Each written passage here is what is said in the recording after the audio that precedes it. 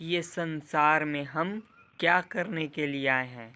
हमारा जीवन का उद्देश्य क्या है? हमारे हमारा इस संसार में कौन है? क्या ये रिश्ते नाते जो दिखाई दे रहे हैं ये हमारे हैं? ये संसार के लोग हमारे हैं? इस सच्चाई को आज बहुत गहराई से जानते हैं कि हमारा कौन है, हम क्या करने के लिए आए हैं, हमारा मनुष्य जीवन का उद्देश्य क्या है। पहली बात कि हम क्या करने के लिए आए हैं। हमारा जन्म यानी जैसे कि यह मनुष्य शरीर मिला, हम अनंत जन्मों में कई जन्म ले चुके हैं। इस संसार में कई जन्म आए और कई जन्म गए। हमें नहीं पता कि हम क्या करने के लिए आए और कहाँ आए और कहाँ गए। जब ये मनुष्य संसार में आता है, वो संसार के चीज़ों को, संसार के लोगों को, संसार में जो जहाँ उसका जन्म होता है उसी को, वो मन में जो अनंत जन्म से वो संसार में आता है जाता है वही धारण किया रहता है। कभी उस मन को इस संसार से परे नहीं ले गया, कभी वो परमात्मा की तरफ नहीं चला। तो वो संसार के रिश्ते नाते बंधनों में और संसार के वासनाओं में ही जकड़न होकर और इस शरीर का, अमूल्य शरीर का महत्व जान नहीं पाया और इसी को अपना मानकर इससे नाना प्रकार के पाप कर्म किया और फिर वो पाप कर्म उसके मन में वैसे ही संचित होकर वो पहले से तो बहुत पाप लेकर आया था, पर इसमें और पाप कर लिया आकर वो मन में उसके भरते जाता है और फिर वो शरीर को अपना त्याग कर दिया। यानी उसको पता ही नहीं कि हमें क्या करने के लिए मिला था। ये मन हमें इस संसार में फंसाया, हमारा ये मन है, हमारा ये शरीर है, हम कौन है कुछ नहीं जान पाया और वो इस संसार से चला गया।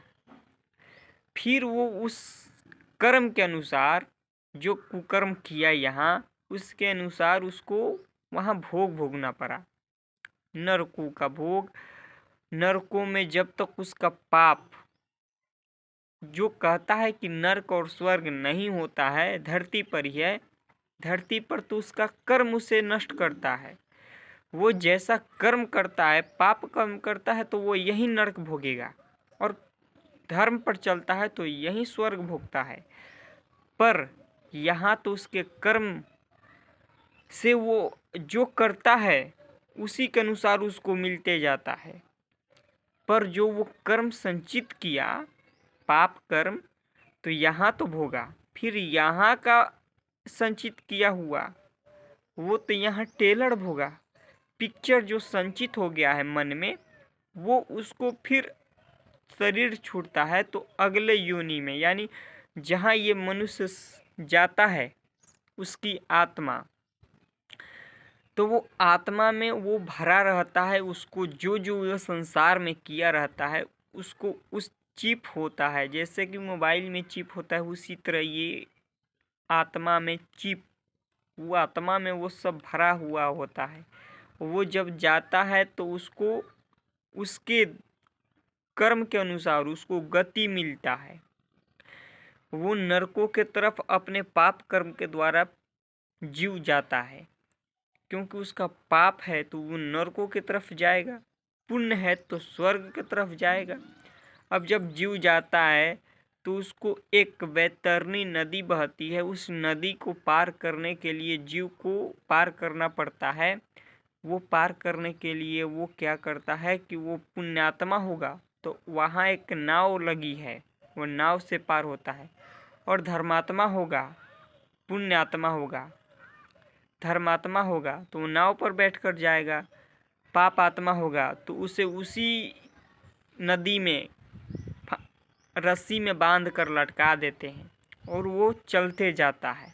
उसमें बड़े बड़े सांप, बिच्छू डंक मारते हुए उसको वो पीप जैसा खून जैसा लाल हो जाता है और पापी को उसी में अत्यंत कष्ट भोगते हुए, कभी बिच्छू डंक मारे, कभी सांप, कभी कीड़ा मकोड़ा उसको काटते हुए वो चिल्लाता रहता है और उसे पार यमदूत उसे घसीटते हुए ले जाते हैं। चल, वो यम के द्वार पर पहुंचता है। यम के द्वार पर पहुंचने के बाद पुण्यात्मा और पापात्मा दोनों का वहाँ लेखा जोखा होता है। वहाँ एक धर्मराज बैठे हुए हैं। वो धर्मराज चित्रगुप्त से कहते हैं, चित्रगुप्त जी से आदेश करते हैं कि देखो, इस मनुष्य शरीर छोड़कर अपना पृथ्वी लोक से आया है, देखो तो जरा ये कौन कौन सा कर्म किया है, इसका हिस्ट्री चेक करो। उस हिस्ट्री में निकाला जाता है तो शुरू से अंत तक वो पाप ही पाप, मदिरापान, भ्रष्टाचार, जुआ, चोरी, उसका लूट कर खाया, उसका लूट कर खाया, ऐसे ही उसके जीवात्मा में भरा रहता है। जब उसे धर्मराज देखते हैं तो क्रोध से लाल हो जाते हैं और वहाँ यमदूत, उन यमराज के पास यमदूत, उनके यमदूत, अब वो यमदूतों को देखता है जीव। यमदूत भयंकर अपना रूप बनाकर उस पापी को दिखाते हैं कि अब तुझे मैं दिखाता हूँ कि पापों का दंड क्या होता है। धर्मराज कहते हैं कि देख जीव, तूने कितना पाप किया है, तुझे इसीलिए शरीर दिया गया था, तू इसीलिए संसार में गया था। अब आ, हे दूतों, तुम इस पापात्मा को इसका कर्म के द्वारा इसको ले जाओ, नरकों का थोड़ा द्वार दिखाओ इसको, कैसा होता है भयंकर इसका द्वार, कैसे उसमें तड़पते हुए जीव मचल रहे हैं। जाओ, इसको भी इसके कर्म के अनुसार इसको दंड दो। अभी वो जीव थरथराता है, कांपता है, भय में ग्रसित होकर नाना प्रकार के कष्ट भोगता हुआ अब विलाप करता है कि अब क्या होगा मेरा। मैं तो नहीं जान पाया कि मनुष्य का शरीर किस लिए मिला था। मैं उन रिश्ते नातों में पड़ के उन अपने परिवार को ही मान लिया उन सब का, और कभी भी मैं अपने लिए कुछ किया नहीं। अब मैं क्या करूं, कहाँ जाऊं, कौन बचाएगा। अब यहाँ ये नहीं सुनेंगे, यमदूत तो अपना कर्म करेंगे। जैसे तुमने संसार में अपना कर्म किया है वो अपना फर्ज निभाएंगे, और तुमको क्या करेंगे वो जानते हैं। अब वो पापी को नरक में ले जाकर फेंक देते हैं। अब वो कांपता है, चिल्लाता है कि बचाओ, कोई बचाने वाला नहीं होता है। अब आपको पता चल गया। और जो धर्मात्मा होता है, जो सत्कर्म पर चला, उसको स्वर्ग, और भक्ति किया तो मोक्ष। तो जो धर्म पर चला, सत्कर्म पर चला, अच्छाई पर चला, पुण्य इकट्ठा किया, लोगों का मदद किया, अपने सत्कर्म से जो भी कमाया उसमें से कुछ दान पुण्य किया, गरीब लोगों का मदद किया, तो उसका पुण्य इकट्ठा होते रहता है। और हर जीवन में अपने सच्चाई से चला तो उसका पुण्य उसको स्वर्ग की प्राप्ति कराता है। तो जो वो पुण्य पाप का लेखा जोखा है वहाँ यमराज करते हैं।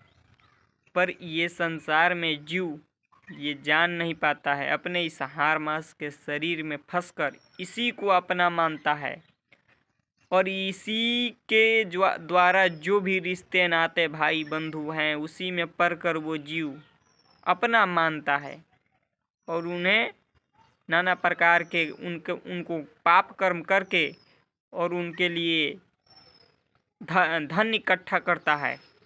वो नहीं जानता है कि इस पाप कर्म के द्वारा इसको मैं जो दे रहा हूँ इन लोगों को, उसका भोग मुझे भोगना है। ये मेरे नहीं हैं, अनंत जन्म से ये कई जोनी, कभी कुत्ता, कभी सियार, कभी बकरी, कभी मनुष्य।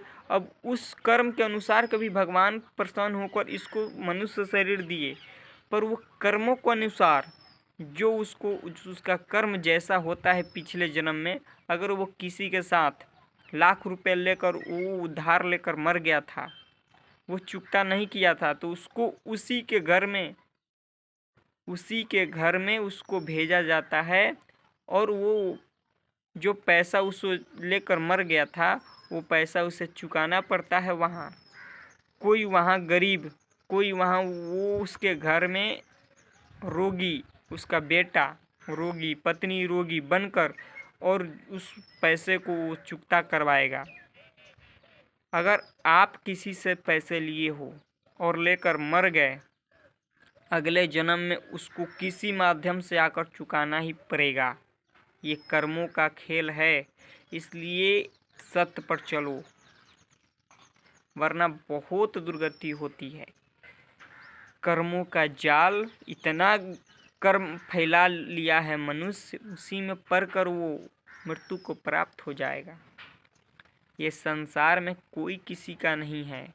यहाँ तुम केवल कर्म करने के लिए आए हो, धर्म पर रहकर कर्म, और अपना जीवन को जानने के लिए कि ये रिश्ते नाते भाई बंधु ये सब तुम्हारे नहीं हैं। ये केवल एक तुमको रोल दिया गया है।